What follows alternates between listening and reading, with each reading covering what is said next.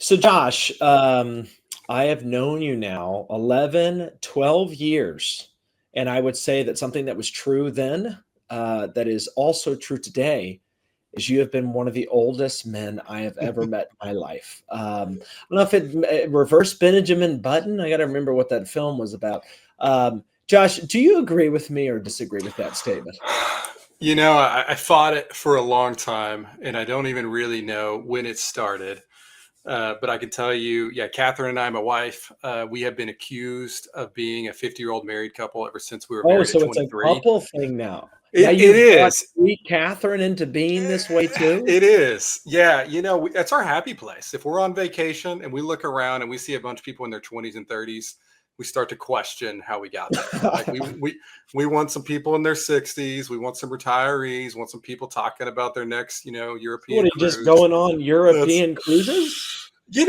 we're more into like presidential libraries and musicals and That getting British is. tea. And so, yeah, it's fun times. But yeah, we like being our old people. We're good with it. Let's be honest. Life's messy. Decisions are complex. And it's not all black and white.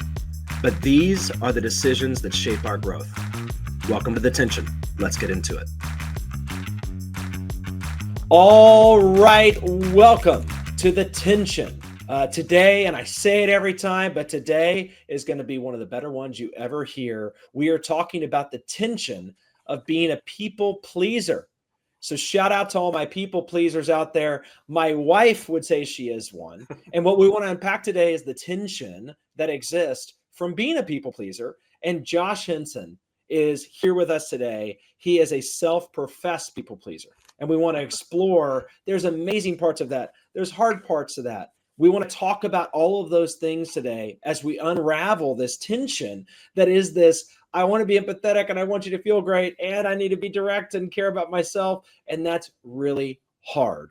But Josh Henson has been with me now for 11, 12 years, pretty much since I've been doing business. This man has been by my side, one of the better men, better husband, better dads. He runs the Houston division here at 49 Financial. Josh, we are excited to have you. Welcome to the podcast. Thanks, Travis. That is quite the hype. I feel like I need to say my name. My name is Josh Henson. I'm a recovering people pleaser.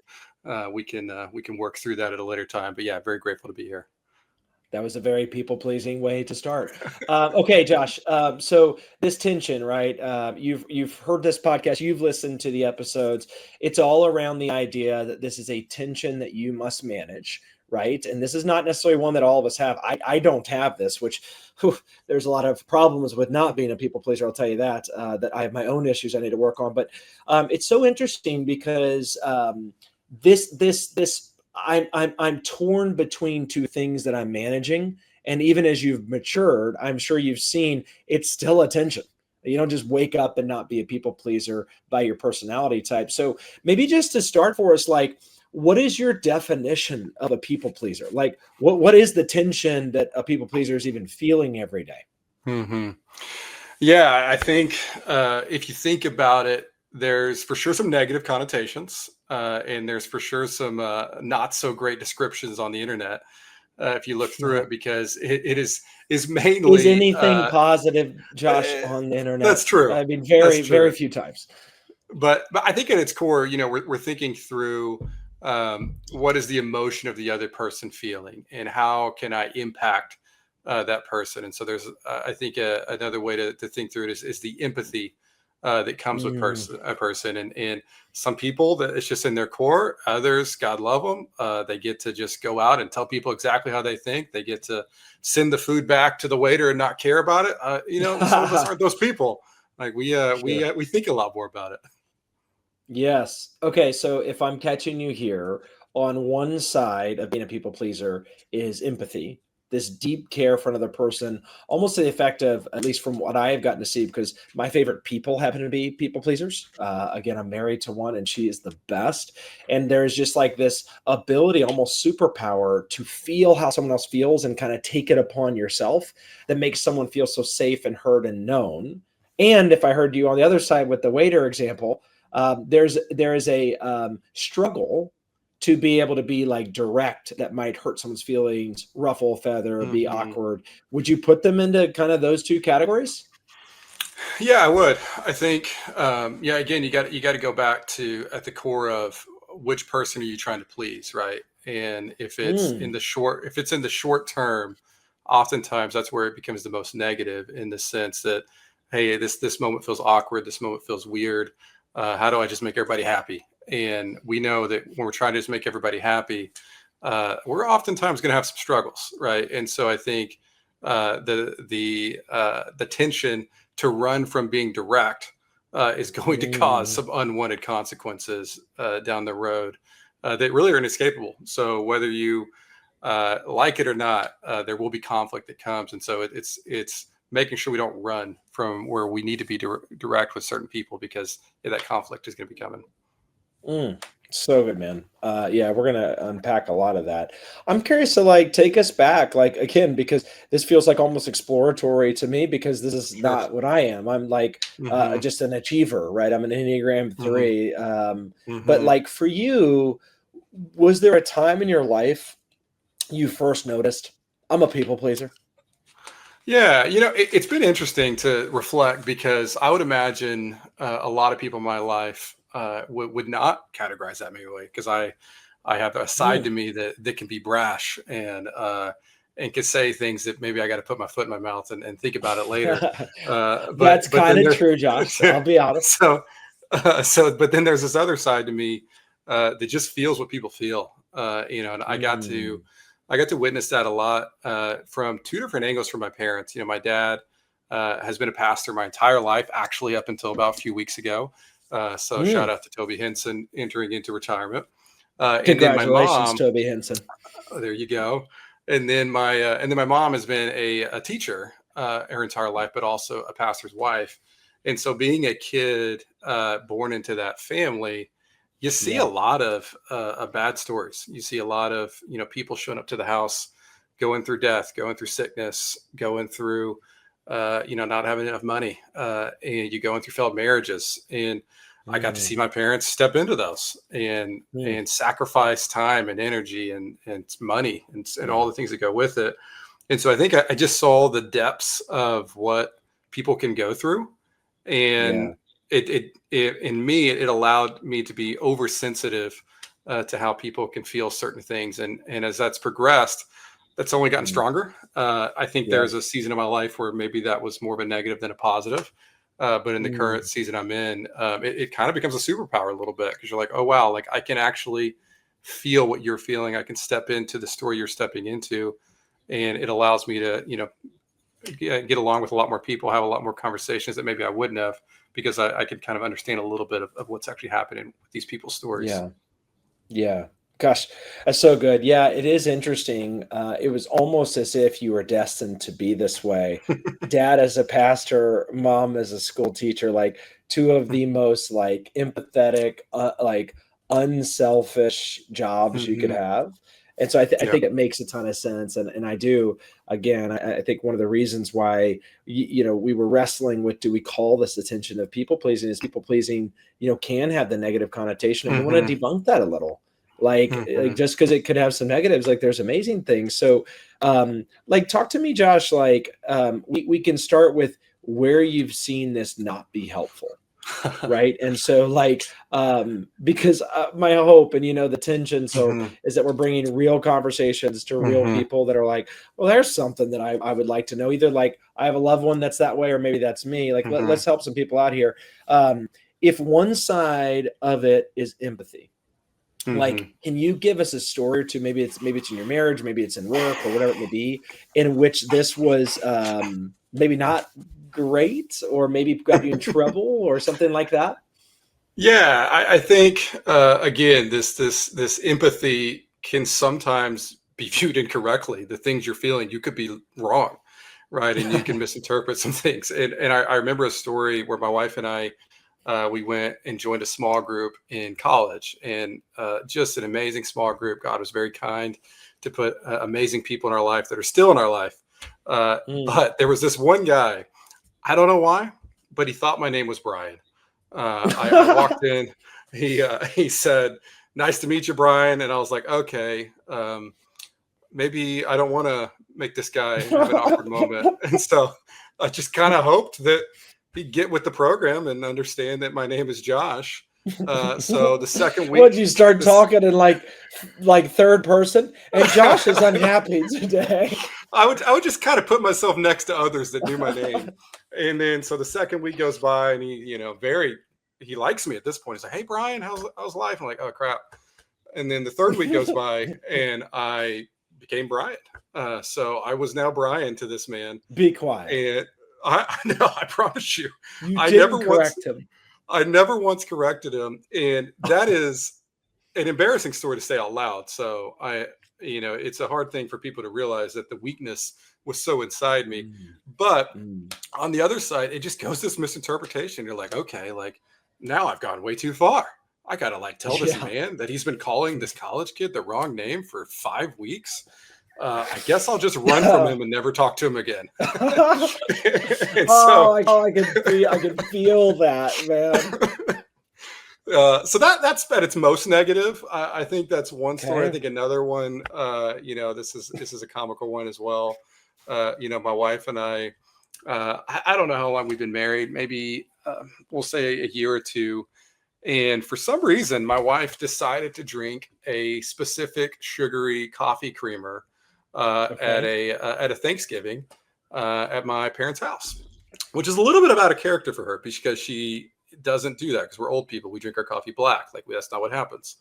And the next holiday comes around and my mom's like, "Catherine, I got you your favorite coffee creamer." And she's like, "Oh no, I didn't like it." And then we're like, okay, next year comes by, she buys it again. And I kid you not, the third year, she tells us that she had to go to multiple stores to find it. And we're like, I think we got to stop this. And so we set my mom down and we're like, "Hey, I don't know how to tell you this, but Catherine doesn't like coffee creamer." And it's a very comical moment because obviously, Travis, my mom, she's a strong lady. I think she can handle the fact that her daughter-in-law doesn't like coffee creamer. Yet for some reason, this like craziness inside of us is like, "Oh, we can't offend them. We don't want to make them sad. Don't want to put them out." But all you're really doing is distancing yourself from that person because they think something about me that's not true. So now we got to like maintain this wall of something that we're not. But now everybody knows. No one brings coffee creamer to Thanksgiving. But yeah, that was a funny story too. Well, Brian, thanks so much for sharing. Thank you. I'm joking, everybody. You just met Josh like 2 minutes ago. His name is Josh. I had to, dude. I had to. Okay, so no, I mean, let's be real here. So, like, after hearing this, it sounds like to me that I can almost sense the anxiety. I can sense like the whole Brian story. Like every time you must have like been driving up to wherever you had the Bible study, just like, here we go again. Or every time you're like, "Oh, here comes my mom giving it." Like, can you help those of us that aren't people pleasers? Like, are you just feeling a lot of anxiety whenever these things are happening? Or is it just like, I feel it, but it isn't like, I don't even know how that feels. Praise God, I'm not feeling it anymore. But for sure, there was a time in my life where the anxiousness was, just deep inside me. There's a couple of really good books that talks about it. One of them is called "When People Are Big and God is Small." Obviously, however you view your faith, the concepts are true. Is you just make everything more important than it is, right? And so I think there's kind of two things that were driving it. Is one, you resist conflict. Like, you know this about me, that it's been a journey to, okay, how do I lean into conflict and be direct? And so, okay, if this moment's going to create conflict, I'm out, right? And so if I'm sitting in a car and everybody's like, "Hey, let's go to Chili's, let's go to this restaurant, let's go to that," I'm the guy that's like, "Hey, I'm good. Y'all choose whatever you want," because I don't want to create more conflicts. I'm the nice guy. And then the second one is you really want to be liked, right? And so you think, okay, if people are happy, if I'm pleasing people, that must mean they like me. That must mean they respect me. And that must mean that, I'm going to kind of grow where I want to go. Well, the unfortunate side effect is typically neither of those things happen. You create more conflict and people don't like you because nobody wants to, hang out with someone that is just telling them what they want to hear all the time. So for sure, the anxiety is there. And it wears different in different situations. And I think that some people, as I was thinking through this, I think some people probably don't realize they're a people pleaser in certain scenarios, and then they're not in others. So Yeah. you take the person that maybe is really excellent at business, and then they come home and they're like, kids, have whatever you want, I'm tired. Yeah. Right. Yeah. Yeah. Or the Yeah. Yeah. flip, or maybe. And so I think that you probably wear it differently, and it's probably confusing at different times. But yeah, the anxiety is real. You don't want to be that guy. Well, I mean, Josh, and thank you for your vulnerability. I mean, I know, boy, how many hours have you spent really trying to like, yeah, just be self-aware and learn from this to even be able to talk this way. So I Hmm. really appreciate it. So before we go into the other side, because this is more of the like, kind of empathy side of Hmm. things, like, you didn't want to tell Brian, you didn't want to tell your mom, like, because you're just like, I care about you, I don't want to hurt you. But like, what it sounds like is the superpower, right? The great strength of the people pleaser is empathy. So, like, do you have Hmm. any advice to the listener? Again, whether they have a loved one or it's them themselves that they're like, oh, this is kind of me. Like, what happens? Like, is there a moment or is there coaching you'd give from your own life experience of like what happens when empathy slips into people pleasing in the negative way? Like, what's it? How do you think through that? Well, I think, and this is the hard part to get to, and it's a journey for people that do feel the empathy. There's kind of a progression. You start off really thinking about other people, and then you eventually start thinking about yourself too much. I think in Yeah. a weird way, it kind of turns to pride. I'll give you an example. I in some ways had to grow up quick in this career because I'm connected to Mm, Travis Penfield, and we're running this company 49 Financial, and all of a sudden I'm 24 years old and I have a staff member. Like, how did that happen? Right? Someone works for me. I'm 24. You're yeah. employed by me. Yeah. Anyone that's ever led staff knows you eventually have to let go of staff. And I remember the very first time that I ever had to let someone go, it just tore me Okay. apart, right? I'm about to have to end this person's, I can only employment. imagine what you were feeling in that Oh, moment. Yes. so what do we do that, any good people pleaser knows? It's like, well, let's try to do this without conflict. So we schedule we schedule a meeting, and my goal then became make this person quit. If I can only convince her that she actually doesn't enjoy this job, Oh she my actually gosh. she And doesn't folks, want to just to do make this. sure this is not advice on how to treat employees or any of the things, I want to make uh, sure that's clear. This is Josh's own no. story here, but keep going. So that was the goal, and then in the end, I think she felt like in the job even more. And I was like, well, that didn't help because now she's got this. Now her boss is so nice to walk through life with her, and unfortunately, you go home and you're like, well, I'm paying this person that we need to let go for various reasons of where the job is going. So I schedule a call the next morning. I meet with her in person. I say, I'm sorry, we have to let you go. Because at that point you're just exhausted. You're like, I can't do this again. And so Yeah. I think it's wrestling with the fact of the bad thing's going to happen. This person is about to lose their job. Mm, And so this is where the misinterpretation of the role that I have in this person's life is not necessarily in this moment to make them feel good about this, right? My job is mm, to make sure that it happens and they feel honored about it.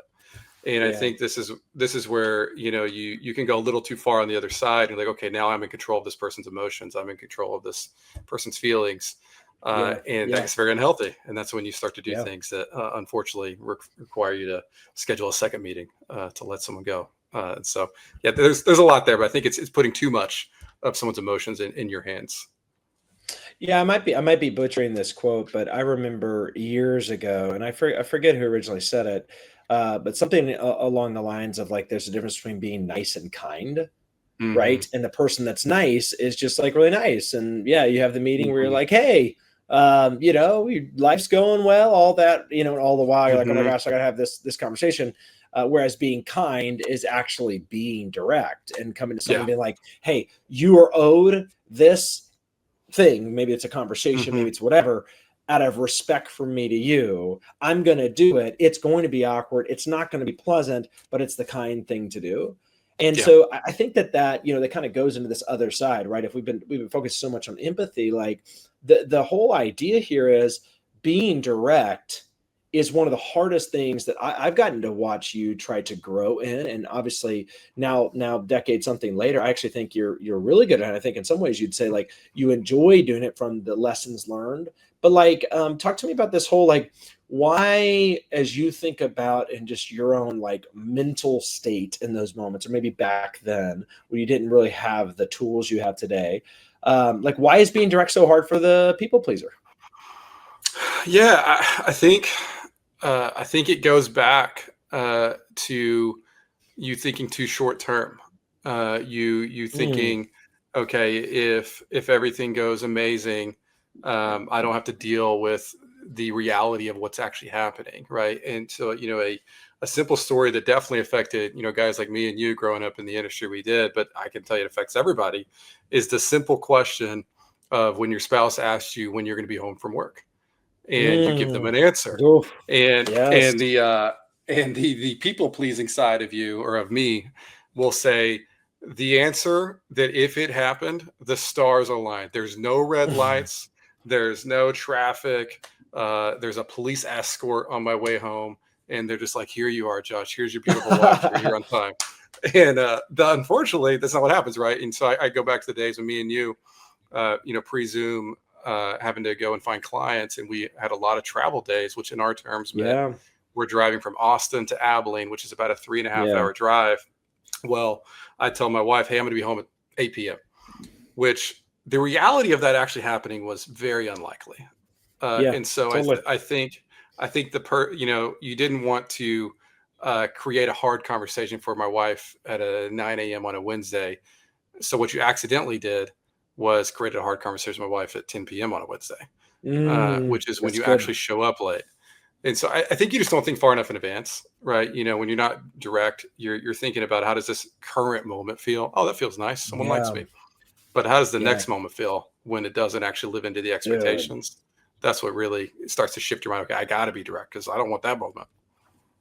It's so funny you're saying that. I have told Jacqueline, my wife, that is just, she's just so awesome and loves people so well, all these things. I've told her one of the things I admire the most about her. And now that I think about Josh, like I think this relates to you as well. Like her ability to be present in the moment when she's having a conversation with someone is like the most beautiful thing in the world.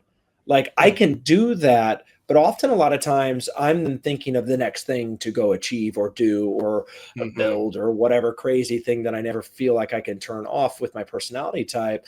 But she can sit there and then I'm like watching her. I'm like, that person feels like $1,000,000. Hmm. Like that person is so no. And so I think like to kind of just make sure we keep going to like some of the positive sides. I think you're right, but like I never thought about it from that way because it would take someone that thinks in the short term to be that present to be like, this is all I have in front of me is you in this relationship. I want to talk to you. Hmm. Hmm. And I don't know, that's kind of like amazing. Yes, trouble later because if you don't think more long term of how this action create this Hmm. action. But have you sensed that? Do you feel like it does give you on the positive side, like a level of being present with people, being all in conversations? Oh, absolutely. Yeah, I think it goes back to the both and. If we think, okay, how do we be empathetic, but also how do we be direct in the moments that we're in? I think in a lot of times the reason that someone like Jacqueline or myself or anyone else is being present is because you're actually thinking about them, right? And if Mm, you're a high achiever, if you're trying to accomplish the next goal, your mind is going 1,000 places, and empathy has not showed up into one of the those aspects of your mind. And so when you're talking to someone, you're doing the best you can, but you're thinking about 1,000 other things. And so I think yeah. the people that really feel the empathy is all of a sudden that person is at, like, you're looking at them, we're like, oh my gosh, this is what they're going through, this is what they're feeling, this is what's happening. Yeah. And so you're able Yeah. to kind of put the blinders on your life for maybe 5 or 10 minutes to actually have an intentional conversation, that some people, whether it's from experience or 1,000 other things, just don't feel that when they're talking Mm. to certain people. Yeah, man, that's so good. Yeah, and I think that like yes, I don't know. I just think it's so interesting where you started on the whole empathy and being direct. Hmm. Because now I'm thinking through and I'm like, You've grown through this, as I'm sure some listeners have, or maybe they're just taking notes right now, like, oh, that is me. Like, talk to me about, like, how do you not go the other side? Like, as you're growing and you're learning and all that, like, how do you not go on the other side? Meaning what? Like, okay, you're starting to be direct. You're like super proud of yourself. Like, I was direct in that Hmm. moment. I had the awkward, hard one. I didn't wait until, it wasn't so short term. But then, like, I would imagine that's very emboldening if you've not Hmm. felt that way. And the danger, of course, is when we make corrections in our life to then go too far. And now all of a sudden you're direct all the time without the empathy. And that's just called a jerk. Right. So, like, Hmm. do you have stories on that, or do you have any, like, maybe practical wisdom for people of, like, and this could be any, it doesn't have to be a people pleaser, when someone gets really good at, I'm going to be more direct in my relationships, how do you not lose Hmm. the empathy? Yeah, I think that's really good because just like there's a shadow side of everything, if I'm going to Yeah. be very direct, to your point, you can be abrasive and you can forget about the person, which is, I think is ironic because the deepest, darkest part of like, okay, if I'm being too much empathy, too much people pleaser, I eventually get to pride because I'm thinking about how are they viewing me. Well, the same things Mm, happen when you're getting very abrasive. Like, okay, I got this mm, power, like let's get authority, I got this. And so I think yeah. I think there's a nice balance in, in our world. We get to see this a lot because we have clients, right? We're in the financial services Right. industry, and there it is very easy to step into a meeting and say, okay, here's what you need to do it, go fix it, go fix your life, and here it is, right? And take away the person from it. But Yes. the challenge, I think, to if you're in a service organization like us, is really just reminding yourself of this person before you walk in. Okay, I'm about to go give direct feedback. Who are they? What's happening with their life? How are they going to take this? What is the Yeah. impact of that? Right. I remember a story that came to mind is I had a client one time who she was just going through a tough time. Her husband was dealing with a lot of sickness. Investment wise, they had made some bad decisions before they met us. They didn't have Yeah. a great Yeah. amount of assets, and it was my job to give the unfortunate feedback to this person that, hey, most likely you're going to run out of money. Yeah. Yeah. In 10, 15 years, you continue to use the income that you're going to do, like you're probably going to run out of money. Which is a Um, unbelievably, I know many people listening to this aren't in the job. That's, like, in our job, the worst conversation. I mean, I can only that's right. imagine for a people pleaser, but for me, even Yeah, achiever, that's like, well, no, the job is to do this. I'm just going to go do it. Those are terrible. Like, you're they this are. age, you will run out of money, and Hmm. we can't just grow a money tree for you, even though we literally love you Yeah, so much we wish we could. Right? yeah, That's the worst. So that's a setup for the listener. Like, it's a hard yeah, moment, especially for the people pleaser. yeah. And it is, and it's you can easily separate yourself from that, so you can say, okay, I didn't save Yeah. badly, like I didn't make these decisions, so I'm just going to deliver the news. Here you go. Or you can Yeah. go to the other side and be like, oh man, I can't do this. What if I just made it feel nicer to them? Is there a way I can make this feel more Mm, positive? And in mm, this particular story, I remember thinking through, okay, I'm going to deliver the facts and then we're going to talk about solutions. yeah. And those solutions in this scenario was I said, okay, you have a house. Do you ever see yourself selling it? Could you sell your house and move in with one of your children? And she thought about it. She said, well, let me call them. So she called them up and they said, absolutely, mom. You run out of money. You're with us. And she said, okay, all right, Josh, That's I'm going to use all my super money and I'm sweet. probably going to run Yeah. out of money, but I'm going to move with my kids one day if everything bad happens, but at least I know where I'm headed. Wow. And without feeling what she was feeling, maybe she just knows she's run out of money and doesn't have that conversation with her child.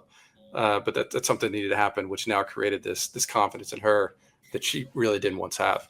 And so I think it's Yeah. thinking about the human being before you step in. But then again, let's not be not direct. You still got to be direct, but just remembering who you're talking to. Gosh, thank you, Josh. I think that was fantastic. And it's also just a good story of, like, we're not, I mean, if you put yourself out there professionally, personally, whatever it may be, you're almost just guaranteed to sign up for more awkward, hard Hmm. things that you're going to have to be empathetic and direct at the same time. You talk about it both ends. It's hard. Hmm. Josh, where I want to go here is just, like, hearing you talk. One of the things I have noticed from folks that just love people deeply, right? And have more of this people pleasing tendency. It's just this idea of like, hey, I want, when someone comes to me and says, we need help, I want to raise my hand and say, I'm going to help you. Mm, And that then causes at times where I see the most overcommitted people are the people pleasers, because they just kind of like, I'll help, I'll do this, I'll do mm, that. Like, mm, I'm assuming you've seen this. And again, personalities like mine, like that's not as difficult. I'm like, I won't do it if I can't see the path to winning. Like mm. it's tough. That's a different problem. But like, talk to me, like, how do you, like, do you feel like you did or doing like overcommitting? Like, how do you work through the tension of they need help? Oh my gosh, I need to do it, and I got to take care of myself. Mm. Yeah, that is for sure. If you are a people pleaser, or you've struggled with that, yeah, you have been the overcommitter. That's who you are, right? We all have that friend that you shoot out a group text and like, hey, let's hang out, and it's like, I'll be there, and then I give it a 50% chance he's not there. Yeah. And if you're Yes. like, I don't have that friend, well, you might be that friend. Yeah. Go So check your text threads. maybe do some soul searching there. And so I think again, it goes short term. We're like, you just want to be there. You want to be at the party. You want to do the thing. You want to go hang out with the person. And so you just give a quick yes because your heart wants to be there, Yeah. rather than just give it 5 seconds. Like, okay, before I commit to this, can I Yeah. do it? Can I Yeah. actually do this? And that'll save Or you. what does success look like? That's right. Like, That's like, right. like, is success in this event? I'm going to do X, Y, and Z. Do I even know what success is? So do I even know what That's I'm right. signing up for? That's right. That's right. Yeah, maybe ask a few more questions before it's like, I'll be there every week. It's like, oh, okay. Right. Didn't quite realize that was it. But yeah, Right. I think it just goes back to, can I commit to it? Rather, not do I want to commit to it, but like literally, can I? Like, is it even possible? Yeah. Because sometimes it's just Yeah. not. Yeah. Yeah. Well, I mean, gosh, it's hard. I mean, I think that especially as, I know for me, even just like it's very difficult to get to the place of if I commit and then let them down, that is far worse than never committing in the first place. That's And right. oh man, does that take years of growth and just kind of Mm, in some ways, unfortunately, watching yourself let down other people. And then that's you're right. like, oh, like they could have found another person that would have asked better questions and actually like done the job and they'd be better off. And yet I'm just like, please, like I need this, like I gotta do Hmm. it. I can't help myself. And so I appreciate that a ton. You've got a lot of roles. And as I think about your roles, right? I mean, everything comes to mind from you've been a manager, right, to staff advisors. You are a son, right? You're a husband. You're a dad. And go on and on. A friend. Like these are a lot of unique relationship dynamics. Hmm. And so as you think about it, like, what do you feel like is in this whole tension in some ways of being a people pleaser, which we've kind of narrowed in on is like empathy and directness need to coexist type thing. Like, have you seen yourself having to show up as you've matured in this area? Like, have you seen yourself show up differently and how those coexist in those different relationships you have, I assume? For sure. Yeah, I think the most obvious one to think about is your family and your spouse, and then now my kids. They're we're not quite to all of the crazy conversations yet. I've got a 4-year-old and a 2-year-old, but the wife, I think, is something that my wife and I say this all the time, is say the thing that's in your head, right? Whatever's in your Hmm. head, say it, because if it's in your head and it stays in your head, that's unhealthy for our marriage, right? I'm a Hey, Johnny, grown Johnny Mayer, say what you need to say. say what you need to say. That's right, And so I think that's a big one, is It's good, man. realizing this person that you're doing life with can take me, right? That she can take the craziness in my head and the thoughts and these things, and I Hmm. can take her. And so there's a question that I oftentimes ask my wife, but also I oftentimes ask the people that work for me, is what is the question you are unsure if you could ask me? Like, is Wow. there something in your head Dude, right now? that's They're like, so good. That takes a ton of because security to be able to ask that question, bro, because that's a scary one. Because and that puts you on an insecure spot right from the get-go. that is the next word I was going to say. It is a vulnerable question because you are inviting the question that is maybe not the one you actually want to discuss, but if they don't ask it, it's going to fester and it's going to stay in their Wow. head. And it's Yeah. not, and this could be in a marriage, this could be in a friendship, this could be anything. And it's funny is sometimes you think you're going to get this big question. Sometimes you get very little type things, and you're like, oh, that's what's within your head. Yeah, we can talk about that. So I think Yeah. it's inviting the tougher conversations, because if you are a people pleaser, or if you are someone that is more on the empathetic side, the people around you might know that too, and they may not want to bring hard things to you because like, you may feel that too Yeah. much, rather than kind of Yeah. diving right into some of the harder topics. Yeah. I mean, that is so good. Obviously, I think that's good for every person. I'm sitting over here thinking of my interactions. Um, yeah, I mean, shoot, business, shoot, interactions as a child still to two parents, like even my Hmm. my wife, like I think that's right. And I think that the more you can ask that, I bet that does catch them off guard at first until they learn that you're going to ask it more often because no one asked that. I mean, we're in a Hmm. world of even when you're in a deep relationship, like being a son or a spouse or Hmm. whatever, there's still a lot of like just like how you doing, right? These Yeah. things instead of more like no, I'm gonna get kind of deeper in the back of that brain of like this specific question. So I love that. Josh, when we were talking about this, I was so excited because I think this is a topic that is pretty vulnerable for someone to talk about. One thing you told me that was wisdom that I thought was really good was this idea of you're not that important.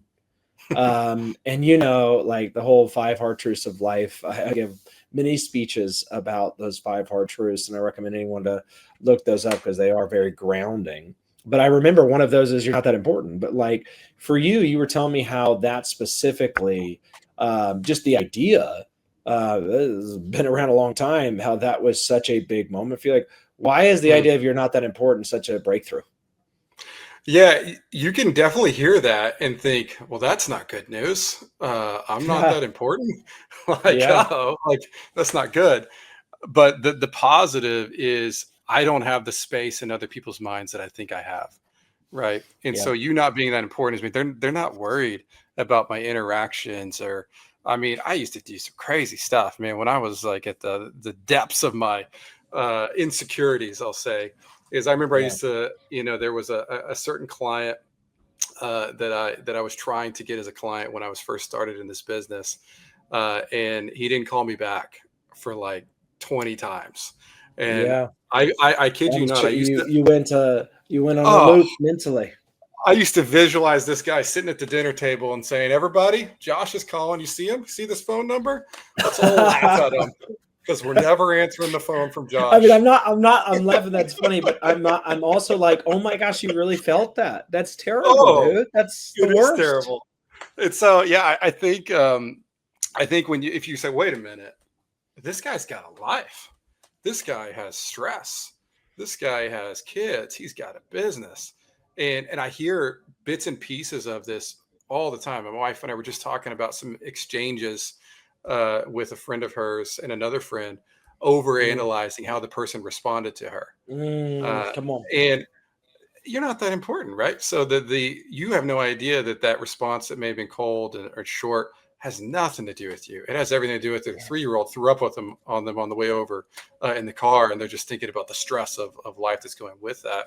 And so for me, it's always been an encouragement because I get yeah, to be authentic, knowing that this person I'm talking to has just as many stresses that I do, just as many fears, yeah. just as many insecurities, and I don't need to be worrying about me being one of them because my guess is I'm not. Yeah, it's almost like you're not that important, and then what I'm hearing there is, like, it's also like it's not about you. That's right. Like, so it's like you're Right. not that important actually still. Maybe I should have said it differently before because like, you're not that important still actually saves a space for, but I'm in there.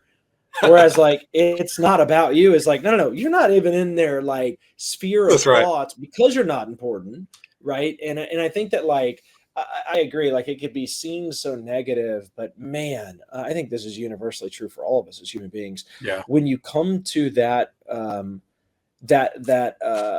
awareness, I think it's freedom. And I know for me, like one of the things I've thought about is if you ask anyone like what was I wearing when I saw you last week?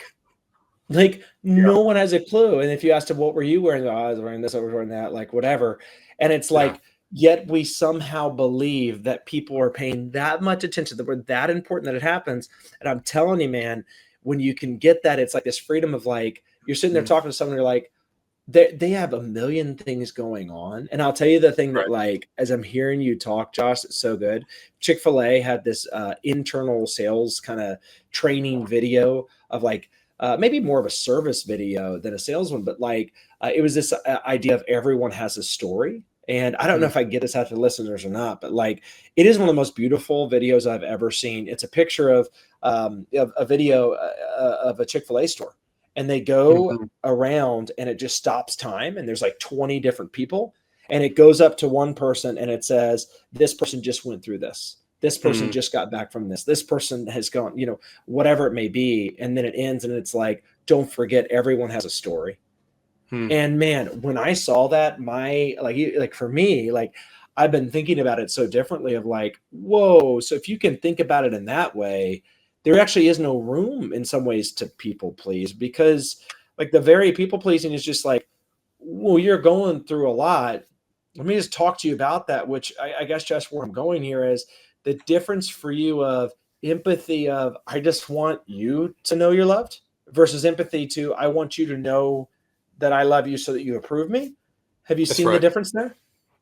Oh, for sure. Yeah, and I think a lot of us aren't willing to admit that, and I wasn't for an extremely long time. Yeah, it's a Is hard one. it's a both in, right? I mean, you absolutely do care about the person you're talking to, so let's not like over Of dramatize that. course. That's right. But there's this other part of you that's like, ooh, maybe they'll think I'm really, a great guy because, how I'm treating this person, how I'm valuing this person, and so I think it's taking a step back and say, okay, my role is to help, is to do this thing, but if I start to over, uh, analyze how they're viewing me, that's where you Yeah. start to get too far in your head, and then that's where you kind of become a really awkward person. So if you're like, how to not be awkward Yeah. is to not think about yourself as much when you're getting into interactions and only think about others. Come And on. it takes away a lot of that stress of just interaction in general. Totally. Totally. Josh, what an amazing episode. I called it. I called it 40 minutes ago. This is going to be a good one. Josh, your vulnerability, wow, so good. I feel like we could go on and on and on. And I'm just picturing like all the awesome people that are like, I think I'm a people pleaser, that maybe like they took some things from this. And then again, like I think about all the people that like love people pleasers. They're like their favorite people ever. And maybe this helps to understand them and sparks good questions or accountability or whatever it may be. But Josh, we got one more question for you. We end every one of the Tension podcast episodes this way. You have just one last chance out there to tell everyone, like, hey, Josh, what do you want me to take away from this time that we just spent together? What would it be? I think it's a simple one. First off, if someone's calling you Brian and your name is Josh, like let them know quickly because my gosh, you're gonna have to live with that, and that's That's a huge uncomfortable. takeaway. It's Huge takeaway. but I think it's think about the long term. Don't think about the short term. And by long term, it might even be a couple hours, right? It's Mm, thinking about when I am interacting with this person, am I just trying to make this moment feel nice? Or to use your language, am I being kind and come saying, on. this is what they actually need to hear? This is going to help our relationships. It's going to help our friendship. It's going to help our work life, and leaning into those things rather than like, how do I just make it feel nice? And so let's go out. Let's be kind to people. I think that's my challenge. Dude, let's go. Let's go be kind. Everybody, thank you so much for listening to the tension. This tension of being a people pleaser, we hope you took away that there are positives to that. Don't just read the internet. There's so many positives. There's so many hardships. The balancing, right, of empathy and directness. How do you let those coexist? Boy, that's difficult. Josh, you taught us tons. Thank you for being on the podcast.